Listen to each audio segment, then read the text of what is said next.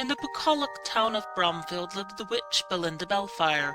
She was an odd but brilliant lass, well known within the shire. From her simple house she healed both man and beast the same. She never asked for payment and had little to her name. Then to their town the church arrived with sermons of hell-fire, and it seemed the witch Belinda was the one to draw their ire.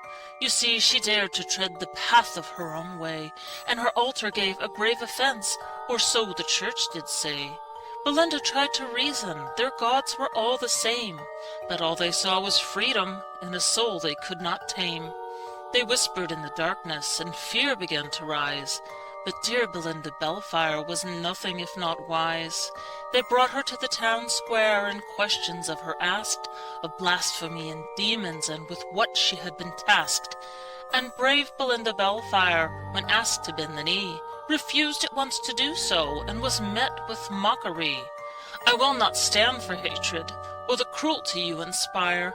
I serve no evil devil who cavorts within the fire." But the people would not hear her, despite all the good she'd done.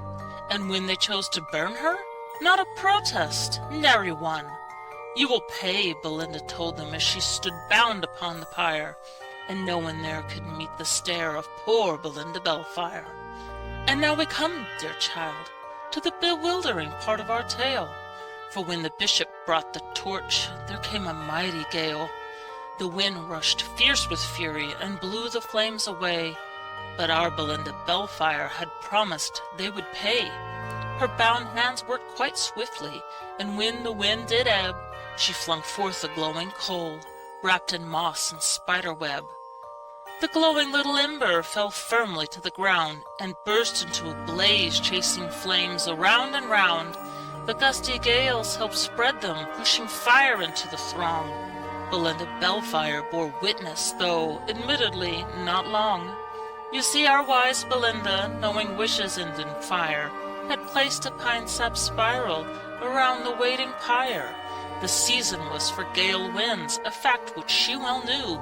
There was no better circumstance for her warning to ring true. "I served you well and faithfully," Belinda Bellfyre said. "Now I dance atop your ashes and rejoice that you are dead." Let her story be a lesson. Let it lead you to be wise. Let no one subjugate you or slander you with lies. Respond in kind to kindness. Live your life with grace and joy. But spare not retribution for those who treat you like a toy. So when heavy things oppress you, or traitors grind you to the mire, remember, child, the story of dear Belinda Bellfyre.